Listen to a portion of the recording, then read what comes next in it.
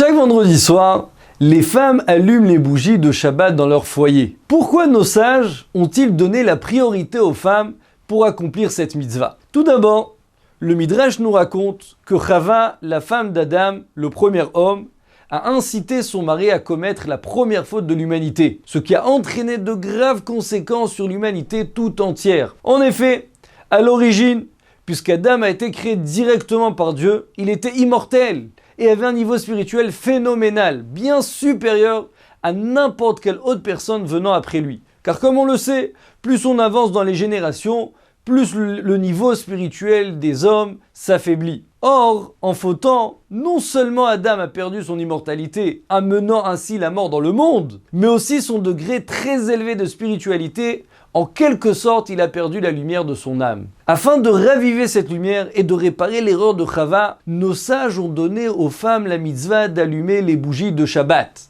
Par cet allumage, qui fait allusion à l'âme d'origine du premier homme, les femmes ramènent cette lumière spirituelle dans le monde. Le Harizal rapporte que les hommes doivent aussi participer à cet allumage en préparant les bougies. Nous allons comprendre pourquoi. Le Chemdat Yamim, un commentateur, rapporte le Talmud qui enseigne qu'au moment du don de la Torah, le peuple d'Israël a retrouvé le niveau de spiritualité du premier homme avant son péché, récupérant ainsi l'immortalité. Mais à cause de la faute du veau d'or, ce degré de sainteté a été perdu une nouvelle fois. Toutefois, les femmes n'ont pas participé à cette faute. Et donc, en allumant les bougies de Shabbat, les femmes réparent la faute de Chava, tandis que les hommes, en préparant les bougies, réparent la faute du veau d'or.